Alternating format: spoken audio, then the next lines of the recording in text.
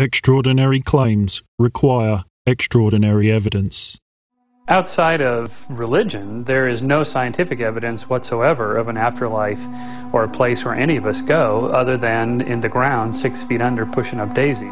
Some claim near-death experiences have a uniformity that could not be a coincidence, that some were unaware of others' accounts. With this brilliant white light. Most people seem to see a being emanating light. When I died, I floated up to the ceiling and then I went through this tunnel. But we have many examples in psychology of how this can occur. For example, alien abduction stories are equally uniform. Near-death experiences are generated by brain function and they don't prove that there's an afterlife. Neuroscientists are thoroughly convinced that near-death experiences are things that happen when normal brain function is disrupted and the brain is shutting down. Religious expectations clearly affect the experience. It would be amazing evidence if everyone met the same God in the light. Unfortunately, Buddhists tend to meet Buddha, and Christians usually bump into Jesus, which suggests we see what we wish were true.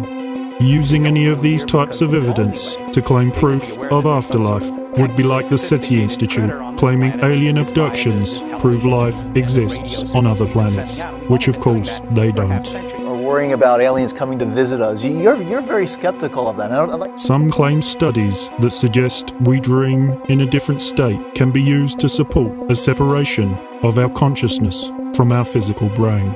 They will say this dual state means our minds can float off to other realms. But drug studies, brain damage, and split brain surgery, where aspects of our personality become separate when surgically disconnected, suggest that the brain and mind are one, making this claim improbable. Mind is made up of a constellation of independent, semi-independent agents, and that these agents, these processes can carry on a vast number of activities outside of our conscious awareness. Since scientists began experiments testing the possibility of other dimensions, supernaturalists now think this would be proof of a spirit realm. But even if other dimensions are found to exist, claiming this as evidence of an afterlife is ridiculous. The chances are these mysteries of the universe will unlock incredible explanations beyond our wildest dreams. Certainly beyond those of primitive people from 2,000 years ago. And what about psychic proofs of an afterlife? I would say 0% of what any psychic or aura reader or any of them tell you is actually due to psychic ability. We can explain scientifically every single thing they do. Cold reading, I suppose, is the way that a complete stranger can seemingly tell you everything about yourself without being psychic and without knowing anything about you. There are linguistic tricks which, unless you're aware of them, are very easy to fall for. Seeing ghosts, possessions, and past life memories can all be accounted for by mental illness, drugs, hallucinations, and false memories. Dr. Loftus says some of the techniques used to recover memory are suspect. Hypnotic drugs like sodium amytal, something called guided imagery, and hypnosis. These, she says, can induce false memories. Should a priest who performs an exorcism of a teenage girl be commended for battling evil spirits? The teen's doctor ties her arms and legs to the chair. Or should he be imprisoned for child abuse? If the Pope suggested we burn a woman suspected of being a witch, would anyone do it? There is a very bad, pervasive belief in society that seeing is believing. But anyone who's seen David Copperfield vanish the Statue of Liberty knows that we are easily fooled.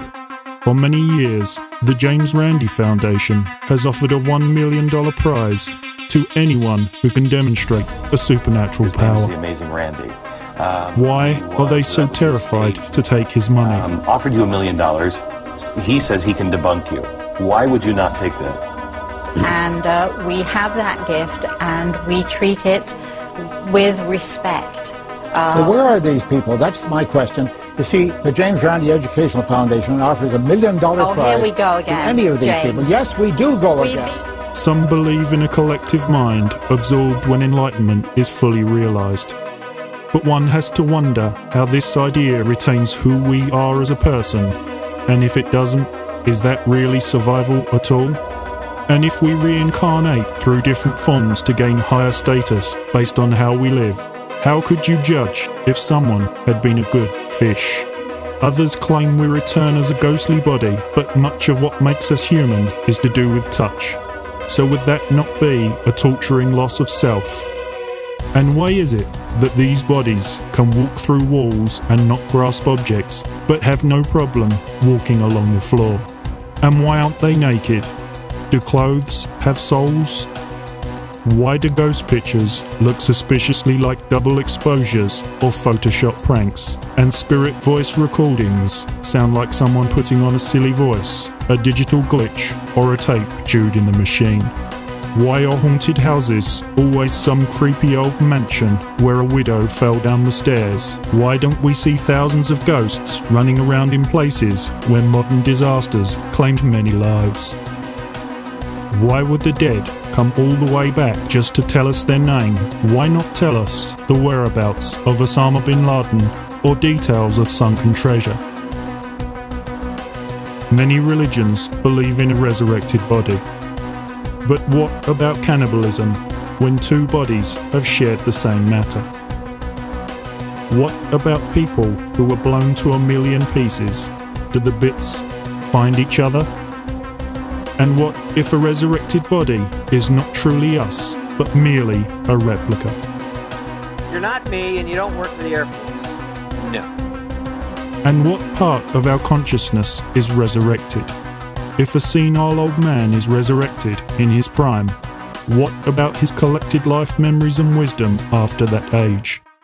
And if babies are resurrected as adults, how can they have a personality having lived no life?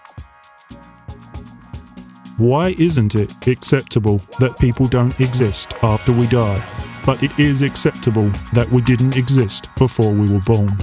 Some say faith should not be subject to rational inquiry, but evidence claimed to support faith should be, especially if it contributes to the decision of a subscriber to believe. Millions once believed that Uri Geller could perform miracles until they took away his box of tricks. All right.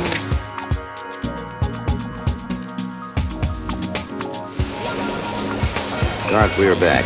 Uri was telling me you don't feel what, strong tonight? I don't feel strong. It's not all tonight. Right now I'm feeling being pressed and then I can't. Well, I'm not trying to press you. I really not. No, you're only telling me, well, will you try that or that? Well, I thought that was the idea of. No, I'm not trying to put you down. One has only to turn on a TV or search the internet to find claimed evidence of everything from an afterlife to ghosts, gods, psychics and aliens. But this is just another case of the media exploiting far fringe theories to make a profit from the gullible public's need for them to be true. The danger comes when trickery, fakery or pseudoscience are used to support these ridiculous claims, because it robs people of their normal, rational judgment. Jim Jones was one of many cult leaders who used simple stage magic tricks, stooges and actors to fake healings and raising people from the dead to support his ridiculous claims. And we all know how that turned out. At dusk on November 18th, Jones ordered his followers to drink from a barrel of cyanide-laced Kool-Aid. Those who refused were forced to take the poison. Many children were killed by injection. How do you feel about it? You may die tonight.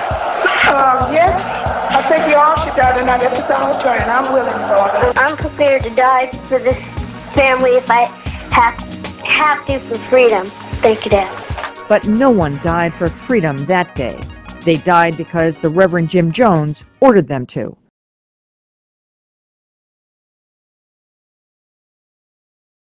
In the next episode of Plastic Promised Land, we ask, is heaven real and is it good for us? What's this other jet doing? What's this other jet doing? Holy f***. Dad! Oh my God! Jesus Christ! Don't touch it.